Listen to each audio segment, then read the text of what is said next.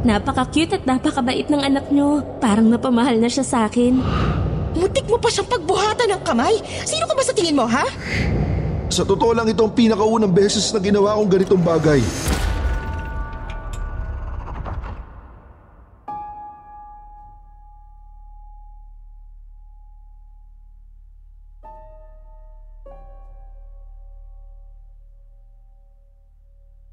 Isang mapagpalang araw sa lahat na tagapakinig ng kwentong Takip Silim. Ang kwentong mapapakinggan nyo ngayon ay hindi isang tipikal na horror story. Maselan po ang tema nito. Kaya paalala lang, hindi ito para sa mga bata. Ito ay tungkol sa isang hindi pangkaraniwang mental condition na maaring narinig nyo na dati. Halina, sabay po nating pakinggan ang kwentong ipinadala ni Steve.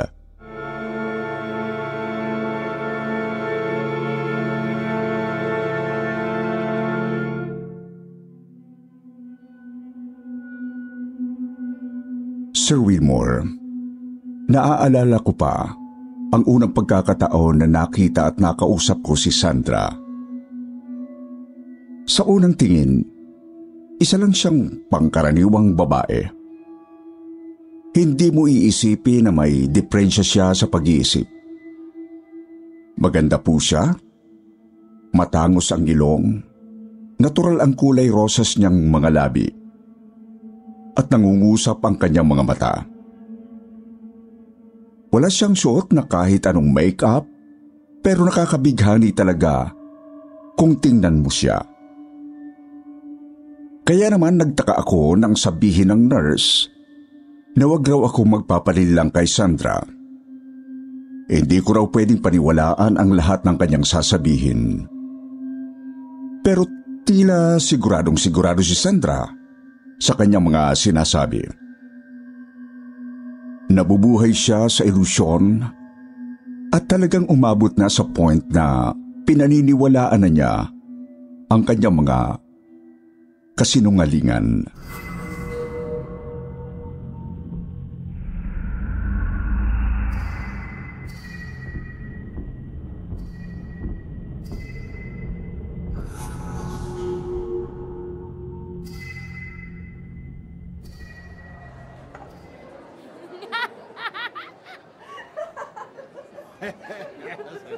Hindi ko alam kung bakit nila ako ipinasok dito sa lugar na to. Wala akong sayad sa utak. Matino akong tao. Hindi ako baliw. Kung ganun, ano po sa tingin niyo ang dahilan kung bakit kanila pinasok dito sa mental institution? Aba, malay ko. Ikaw, psychology student ka, di ba? Opo, kaya po ako narito para sa case study po namin. Siguro naman kaya mong gamutin ang mga utak nila. Po? Gamutin mo sila. Sila ang may diferensya, hindi ako. Wala akong sakit. Nagmahal lang ako. At nagkataon na mahal rin ako ng taong mahal ko. Anong masama doon? Pero po, ang sabi nila, wala naman daw talagang namagitan sa inyo ni... Sinungaling! Mga sinungaling sila! Mahal niya ako! Nagmamahalan kami! Ako ang pinakamagandang babae sa mga mata niya! Kaya akin lang siya!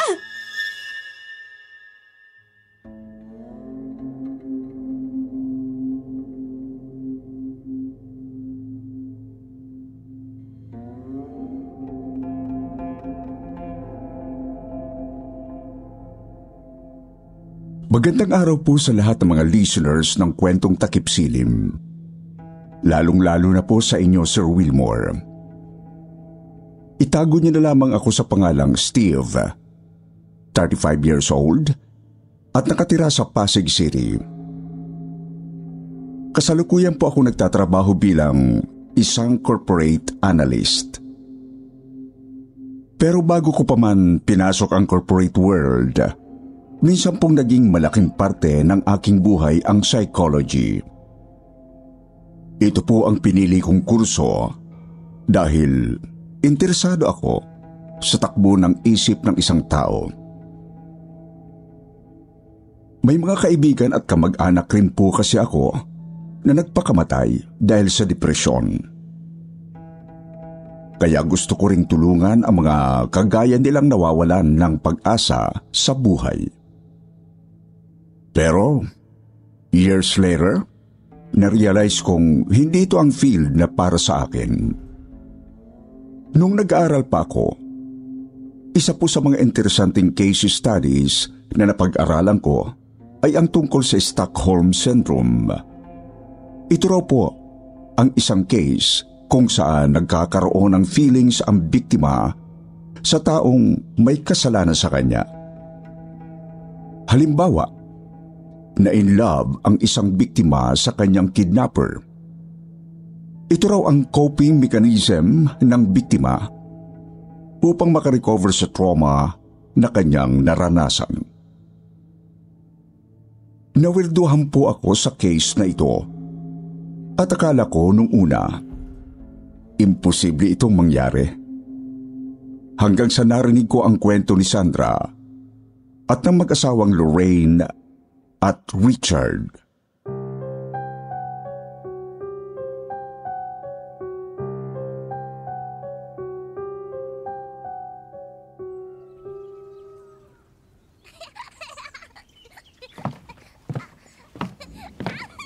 Ikaw na muna bahala kay Vince, ha? Alam mo naman, busy kami ng asawa ko sa trabaho. Pero huwag ka mag-alala, susubukan ko umuwi ng maaga. Okay po, ma'am. Ako na pong bahala kay Vince. Wag na po kayong mag-alala. Naswerte talaga kami't nakahanap na kami ng babysitter. Ang hirap makahanap ng mapapagkatiwalaang tao ngayon, ha? Buti na lang at highly recommended ka ni Aling Lucing. Close talaga sila ng mami ko, kaya malaki ang tiwala namin sa kanya. Salamat din po sa pagtanggap sa akin, Ma'am Lorraine. Kailangan ko rin po kasi talaga ng trabaho. You're welcome. Basta alagaan mo na lang ng mabuti si Vince, ha? At magkakasundo tayo. Siyempre naman po. Tsaka napaka-cute at napakabait ng anak nyo. Ngayon pa lang parang napamahal na siya sa akin. Yan nga rin ang sinasabi ng mga tao eh. Mabilis daw gumaan ang loob nila sa anak namin. Oh, Han, are you ready? Yeah, let's go. O sige, ikaw na muna bahala dito, Sandra, ha? Yung mga bilin ko, wag mo kakalimutan, okay? Opo, mag-ingat po kayo, ma'am. Sir. Salamat.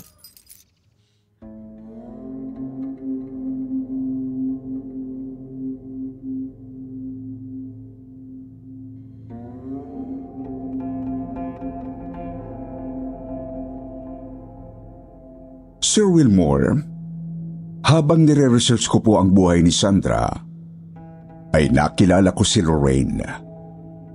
Hindi siya tunay na pangalan. Malaki po ang pasasalamat ko't pinaunlakan niya na mag-interview sa kanya tungkol sa isang pangyayaring hindi niya makakalimutan. Dumating si Sandra sa buhay nilang mag-asawa bilang babysitter ng anak nilang si Vince. Nagtatrabaho bilang isang HR manager si Lorraine habang ang asawa niyang si Richard naman ang nagmamanage ng kanilang sell and buy business.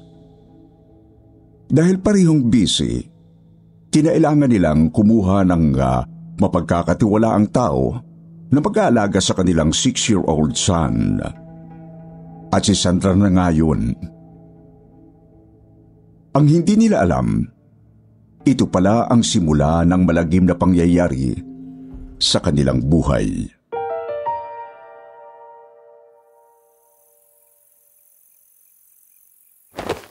Ayusin mo ang trabaho mo. Labas dito si Vince at ang asawa ko, ha? Huwag mong idadamay ang pamilya ko sa kabaliwan mo. Pero... Pwede ba tumigil ka na? Itigil mo na ang kaibangang to. Han? Is everything okay? Han, Ma'am Lorraine! Ma'am Lorraine, good evening po. Good evening. May problema ba dito? Wala naman po. Sige po, ma'am, sir. Mauuna na po ako. Balik na lang po ako bukas ng umaga.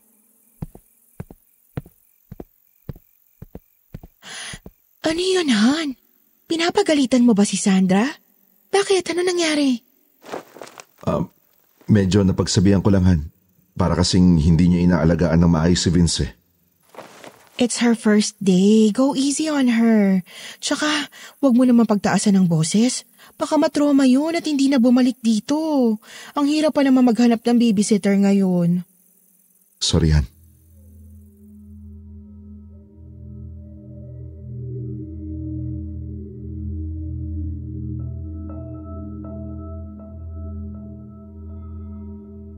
Unang beses na napansin ni Lorraine na may kakaiba kay Sandra nung wedding anniversary nila ng kanyang asawa. Nagkaroon sila ng party sa bahay at napansin niya na parang wala sa mood si Sandra.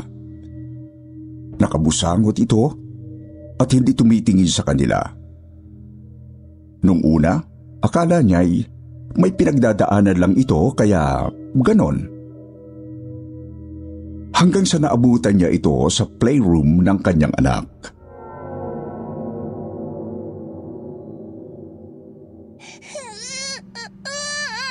Di ba sabi ko sa'yo mag-behave ka? Ayan tuloy, nadapa ka. Bakit kasi ayaw mong makinig sa akin? Ang tigas ng ulo mo. Tumahimik ka. Huwag kang iiyak. Ang sakit mo sa tenga. Sandra! Ma'am, Huwag mo naman sigawan ang anak ko. Bata lang siya. Shh! Vin, stop crying. Mommy's here. sorry po. Hindi kita pinapasweldohan para sigaw-sigawan ng anak ko. Ang kailangan ko, isang tao na mamahalin at aalagaan siya, hindi yung ganito. Sorry po talaga, ma'am. Hindi ko po sinasadya. Pagod lang po ako at masama din po ang pakiramdam ko.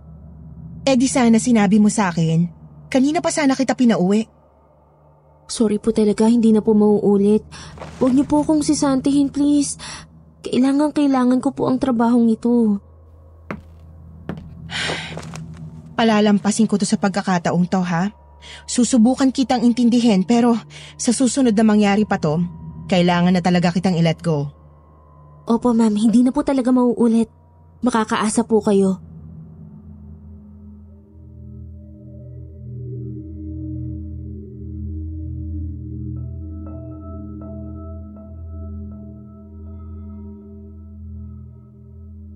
Medyo nawala na raw ng tiwala si Lorraine kay Sandra nung time na yon. Pero mas pinili niyang bigyan ito ng benefit of the doubt. Kinagabihan daw po, pagkatapos makauwi ng mga bisita nila at pagkatapos silang magligpit, naabutan ni Lorraine si Sandra na niyayakap ang kanyang asawa sa may kusina. Kagad raw po itong lumayo nung makita siya.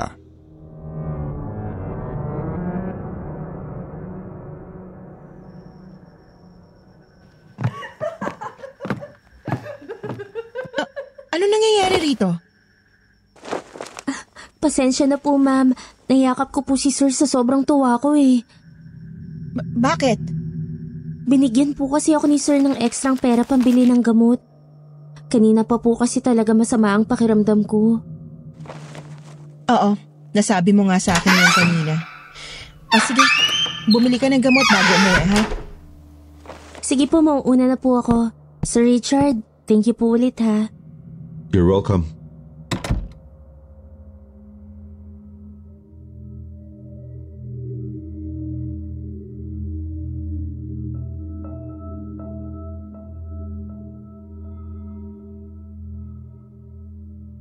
Isa po sa mga pagkakamali ni Lorraine ay yung hindi niya pinaniniwalaan ang instinct niya. Tama pala talaga ang kutob niya na may mali kay Sandra. Isang araw, maaga siyang umuwi mula sa trabaho dahil pinag-half day lang sila. Laging gulat po niya sa kanyang naabutan. Pinagtaasan na naman ng boses ni Sandra ang kanyang anak. Iyak raw po ng iyak si Vince, pero hindi pa rin tumitigil sa pagsisigaw si Sandra. Umaalingaw-ngaw ang boses nito sa buong kabahayan. Hindi muna siya nagsalita at palihim lang na inobserbahan niya ang ginagawa nito.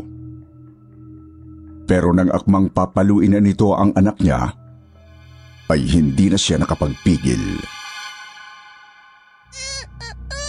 Tumahimik ka!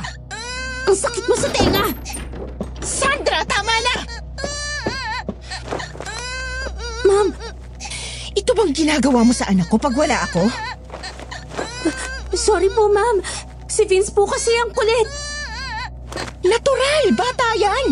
Di ba pinag-usapan na natin to? Ayokong pinagtataasan mo ng boses ang anak ko at ngayon, mutik mo pa siyang pagbuhatan ng kamay. Sino ka ba sa tingin mo, ha? Hindi ko po talaga sinasadya.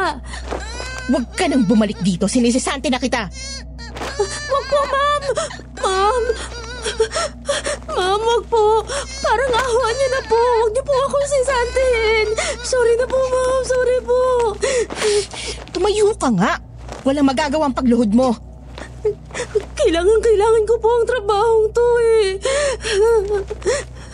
Sana naisip mo yan bago mo pinagalitan ng anak ko. Teka, ano nangyari dito? Sandra, bakit ka nakaluhod? Sir, sinisante po ako ni ma'am. Maawa po kayo, sir. Hindi ko naman po talaga sinasadya. Tulungan niyo po ako. Totoo ba, Han? Bakit mo siya sinisante? Pangalawang beses na to na nahuli ko siyang pinagtataasan ng boses ang anak natin at muntik pa niyang pagbuhatan ng kamay. Buti na lang at napigilan ko siya.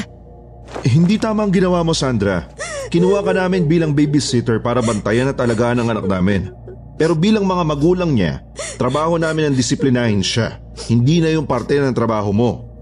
Hindi ko nga po sinasadya. Wala lang po siguro ako sa sarili ko. Kung ganon, mas lalong hindi ko dapat ipagkatiwala sa iyo ang anak namin. Pasensya na, wala akong magagawa para tulungan ka. Tama ang asawa ko. Pagsisisihan niyo to. Anong sabi mo? Magbabayad kayo!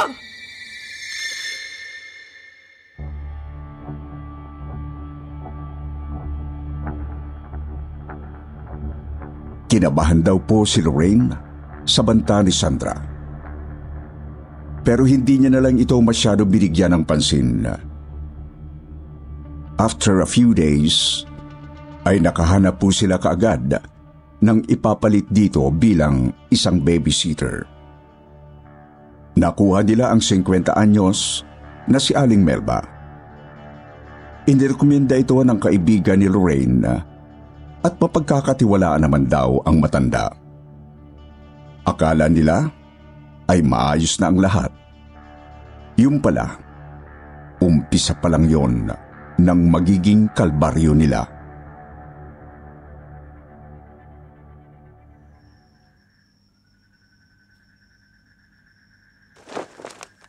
Totoo po, ma'am. Ilang araw ko na pong napapansin na may magandang babae na umaali-aligid sa bahay. Nakita ko nga rin po siya minsan na nasa may gate ng play school ni Vince eh. Ano? Sinundan niya kayo hanggang sa school? Opo, ma'am. Hindi ko siya kilala at hindi ko rin alam kung ano kailangan niya. Tingnan mo tong picture sa phone ko. Siya ba yung tinutukoy mo? Siya nga po. Hindi pa ako pwede magkamali. Siya po yun, sigurado ako. Si Sandra. Ano kayang binabalak ng baliw na babaeng yun sa amin?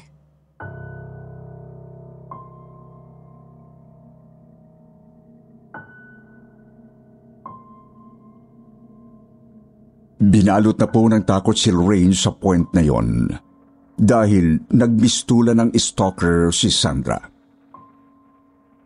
Naalala niya ang banta nito at nag-alala siya na baka totohanin niya ang mga sinabi nito bago umalis.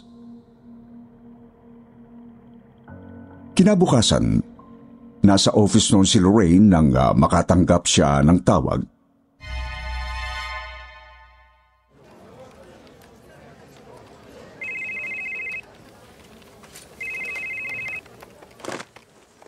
Ma'am Lorraine, si Vince po nawawala. Hindi ko na po alam kung ano nangyari. Nasa playground lang naman po kami kanina. Dito lang po sa loob ng subdivision. Tapos po, nagpabili siya ng ice cream. Bumili lang ako saglit. Sandaling-sandali ko lang po siya iniwan sa may swing. Pero pagbalik ko po, wala na siya. Ano?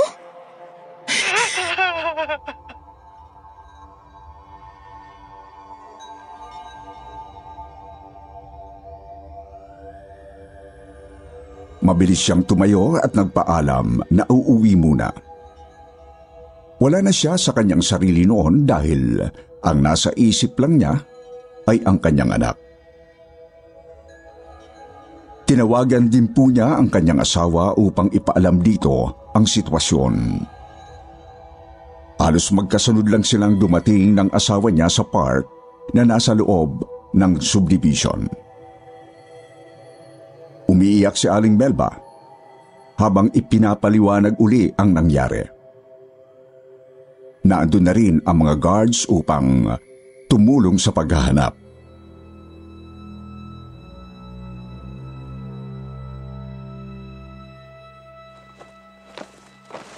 Paano kung nakidnap ng anak natin? Han, paano kung may nangyaring masama sa kanya?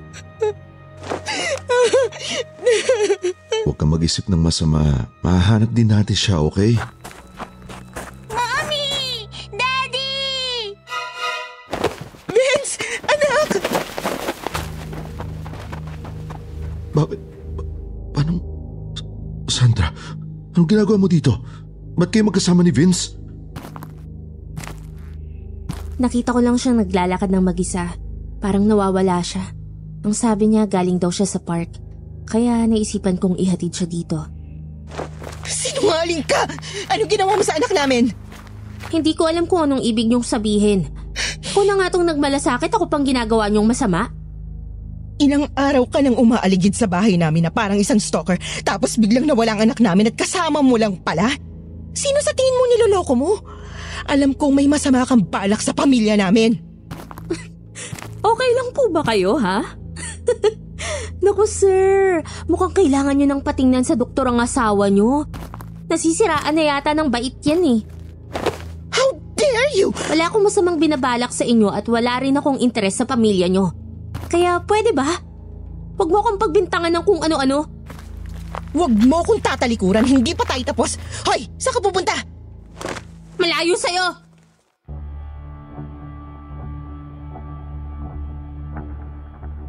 Hindi pa pala yun ang pinakamalalang pwede nilang maranasan. Umabot na po kasi sa sukdulan ang kabaliwan ni Sandra. Isang araw, maagang umuwi galing sa trabaho si Lorraine. Nasa school pa noon si Vince at binabantayan ni Aling Melba. Habang si Richard naman ay nasa trabaho pa. Mag-isa lang noon sa bahay si Lorraine. Pero nakapagtataka na parang may ibang tao sa loob. May naririnig kasi siyang ingay mula sa taas.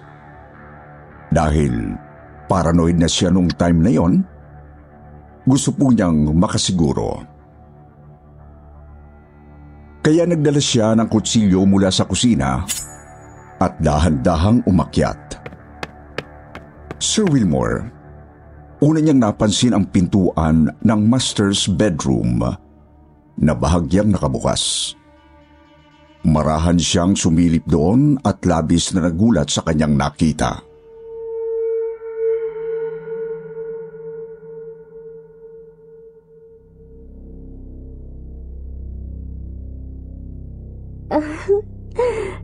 Richard, sige pa, huwag kang tumigil.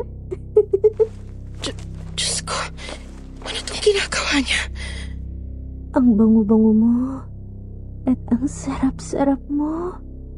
Akin ka lang ha. Akin na akin ka lang. Bilang kapalit, iyong-iyo na rin ako.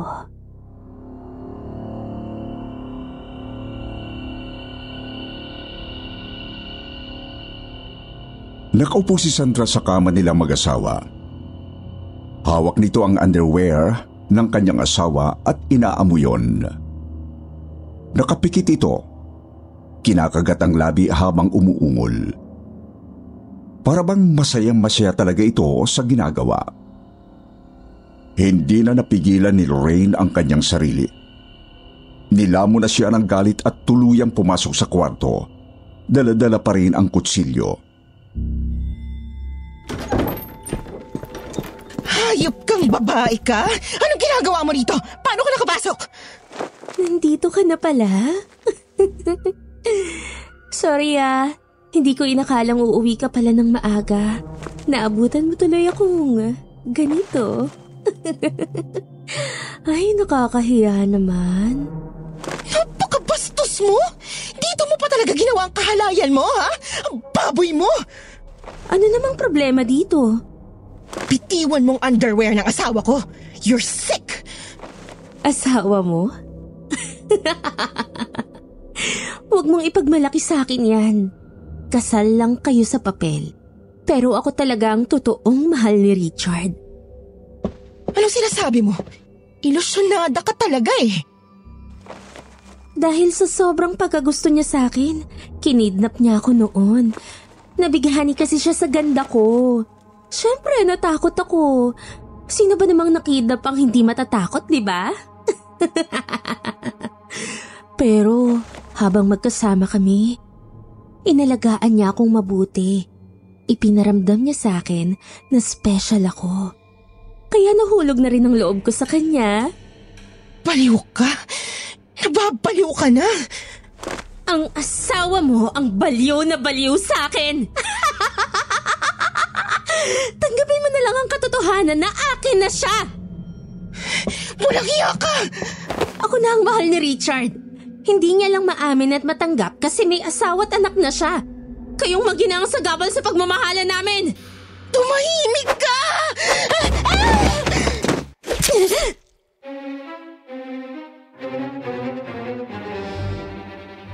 Hindi raw po niya napaghandaan ang biglaang pag-agaw nito ng hawak niyang kutsilyo. Sinubukan ni Lorraine na lumaban.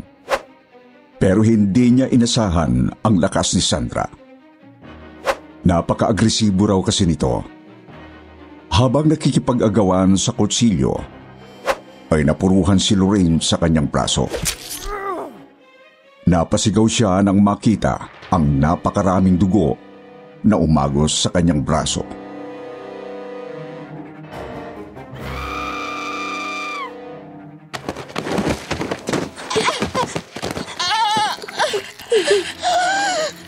Hindi ko sinasadya. Hindi! Sandra, bumalik ka rito! Hayop ka!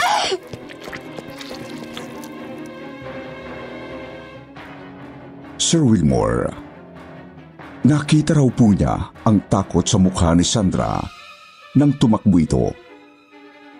Sa takot na baka may plano itong bumalik at saktan siya, kagad na tumawag ng pulis si Lorraine. Pero bago pa man dumating ang pulisya, ay nawala na siya ng malay. Nang magising siya, ay nasa loob na siya ng ospital kasama ang kanyang asawa. Dito na niya kinumpronta si Richard kung sino ba talaga si Sandra sa buhay nito. At first, ayaw pa raw nitong umamin pero nagpumilit talaga siya hanggang sa nagsalita na ito.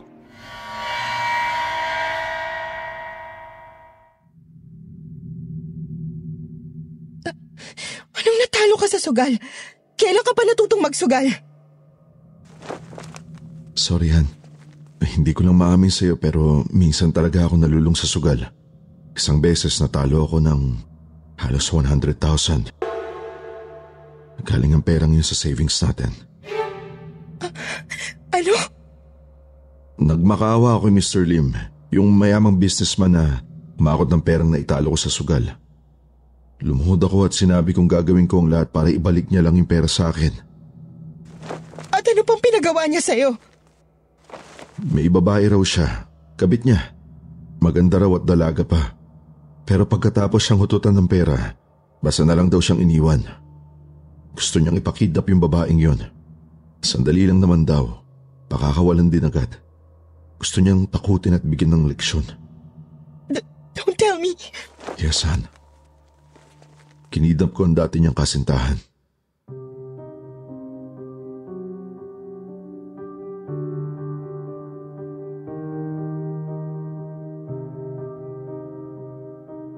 Ayon kay Richard, hindi raw siya nagtagumpay na kidnapin ang dating kasintahan ni Mr. Liam.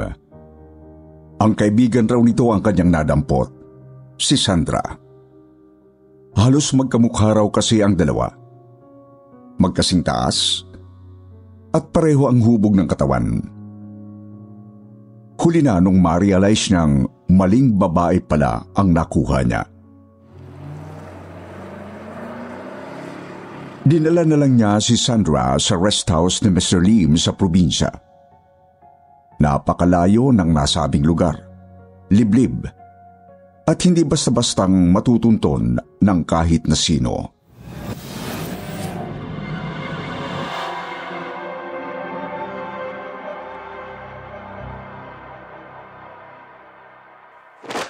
Hayop ka! Anong kailangan mo sa akin? Nagkamali nga ako, hindi ko sinasadya. Ibang babae ang dapat nakukunin ko. Kung ganun, pakawalan mo na ako. Wala ka namang mapapala sa akin eh. Hindi pwede. Ayoko makulong. Hindi naman talaga ako masamang tao eh. Lukuhin mo pa ang sarili mo. Kidnapper ka kaya masama kang tao. Hindi ako kidnapper. Sa totoo lang ito ang pinakaunang beses na ginawa kong ganitong bagay. Desperado lang talaga ako.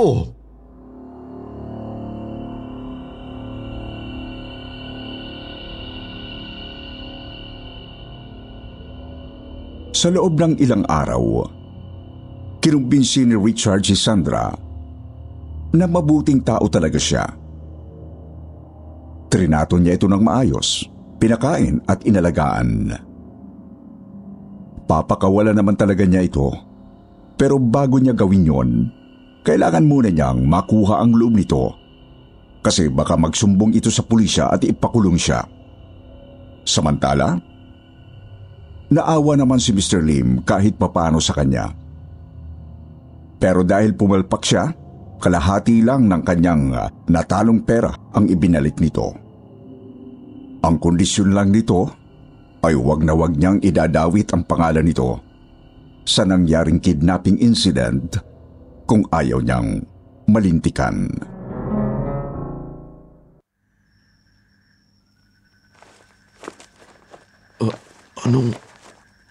Anong ginagawa mo rito? Ayaw mo ba? Sandra, wala to sa plano. Wala akong balak na pagsamantalahan ka. Ilang beses na kitang nanguhuling tumititig sa akin. Alam ko naman na gusto mo rin ako eh. Ano ba sinasabi mo? Nagkakamali ka. Huwag kang mag-alala. Hindi mo naman ako pagsasamantalahan eh. Kasi gusto ko rin naman to. Gusto kita, Richard. May asawa ako. Walang makakaalam na kahit sino. At pag ginawa mo to, hindi rin malalaman ng pulisya ang ginawa mo. Sandra. Ikaw lang ang laman ng isip ko sa mga nakaraang araw. Narealize ko na hindi ka naman talaga masamang tao. Alam mo ba na sa loob ng maraming taon, ikaw lang ang nag-alaga at nagparamdam sa akin na special ako? Mali ang nararamdaman mo. Gusto ko lang namang iparealize sa'yo na hindi ako masamang tao pero... Mahal na kita. Hindi ko alam kung paano to nangyari pero mahal kita. At alam kong mahal mo rin ako.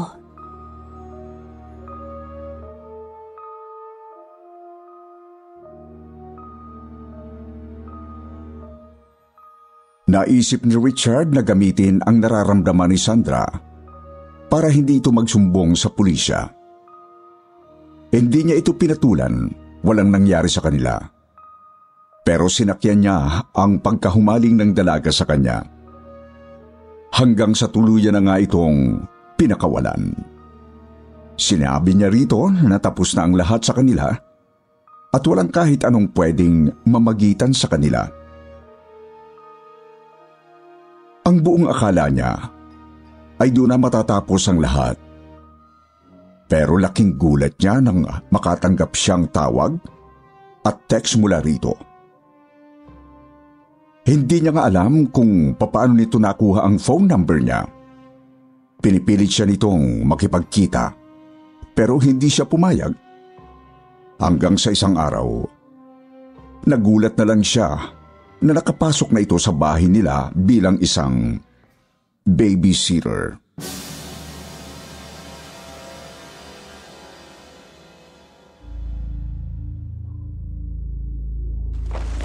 Ano bang gusto mo mangyari?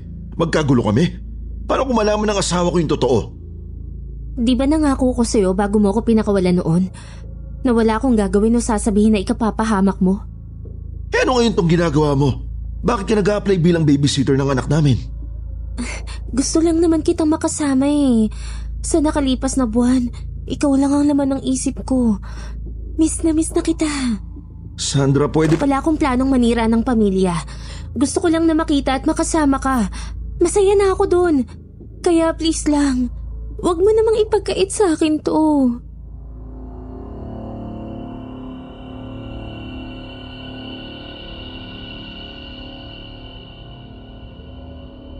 Sir Wilmore, kahit mabigat ang kalooban ni Lorraine, kinumbinsi niya si Richard na sumuko sa mga pulis. Kailangan nitong pagbayaran ang kasalanang nagawa nito. Hindi yun naging madali para sa kanilang mag-asawa. Pero pagkasama nilang hinarap ang pagsubok na yon. Samantala, hinanap naman ng pulisya si Sandra. Nang pumunta kasi sila sa bahay nito, ay wala doon ang dalaga. Natagpuan raw nila ito na nagtatago sa isang liblib na bahay sa probinsya pagkalipas ng 2 linggo. Imbis na makulong, nagdesisyon ang korte na ipasok ito sa isang mental institution. Halata kasi talaga na may depresyon ito sa pag-iisip at kailangan ng professional help. Sir Wilmore, nagkaroon din po ako ng pagkakataon na ma-interview ang nakababatang kapatid ni Sandra na si Felix. At dito ko po mas naintindihan ang kanyang buhay.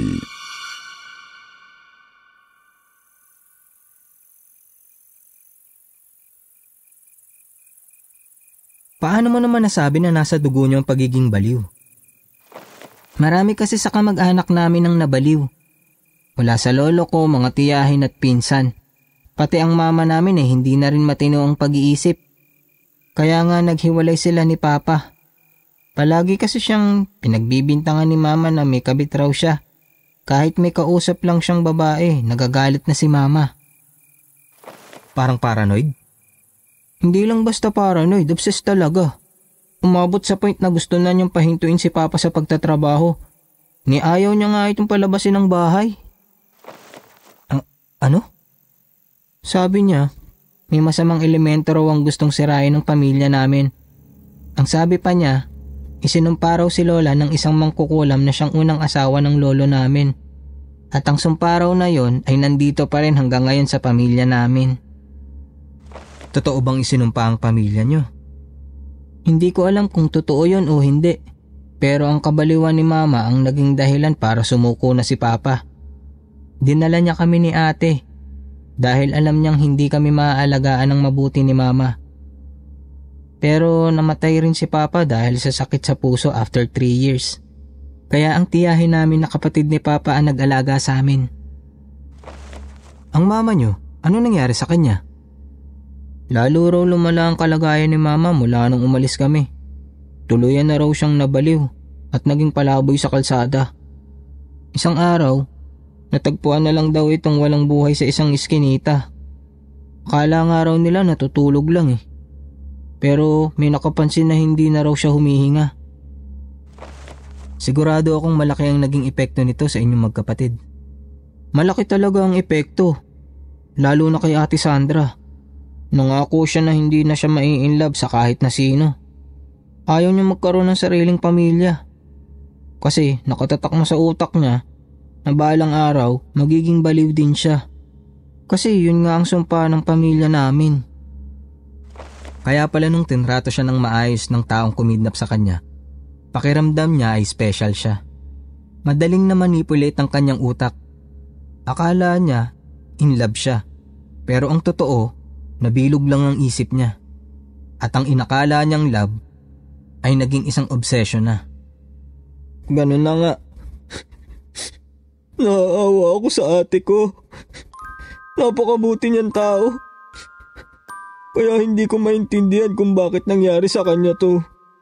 Hindi ko alam kung may pag-asa pa bang gumaling siya.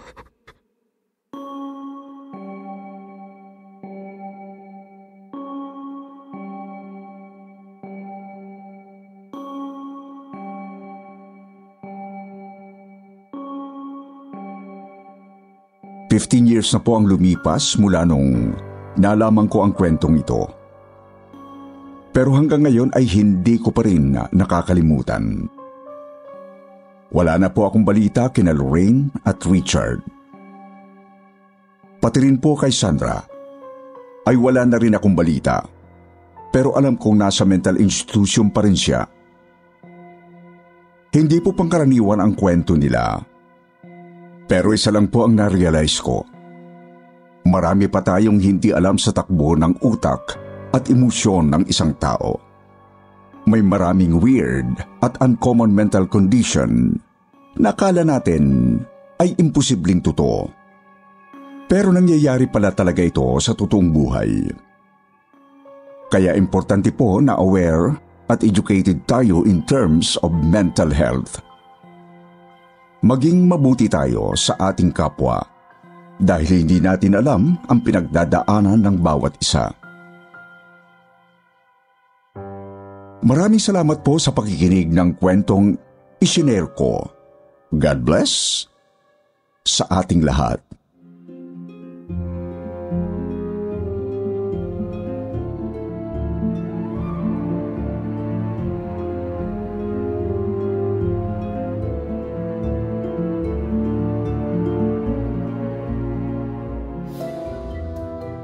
Dumako na tayo mga kaibigan sa pinaka-paborito ninyo. Ang shoutout portion. Shoutout going out to Jocelyn Lasso, Elizabeth Lacles, Akizen, Mary Jane, Ayashiki, Krisa Fenes, Dana Rose Murillo, Night Fury, Lira Queen, Vincito Naveritas, Maylene Bostuen. At ngayon naman mga kaibigan, magbabasa tayo ng pinakamagandang comment galing kay User U at The Jedi. Sabi ni User U, sa kwentong Buhay na Gulay, balik po kayo doon to ask for forgiveness po. And pwede po kayo mag-offer something for peace offering. Kumbaga, susuyuin nyo hanggang sa mapatawad niya kayo. Pero bago nyo gawin yon, ask for help and guidance po sa isang albularyo. At sabi naman ni Jedi, sa akin lang, deserve kasi atribida. Kung nakinig kayo di sana kayo nagkaganyan. Lesson to sa mga mahilig di makinig sa simpleng warning at sa mahilig makialam na hindi naman sa kanila. Nakakagigil mga ugaling ganyan. Sa mga hindi nabanggit, sa susunod na lang po, huwag niyo pong kalilimutan mag-reply sa ating shoutout box na nasa comment section para ma-shoutout po ang pangalan ninyo. Muli po mula sa bumubuo ng kwentong Takip Silim at Sityo Bangungot, ito po ang inyong lingkod, Sir Wilmore Plupino. Nagpapasalamat.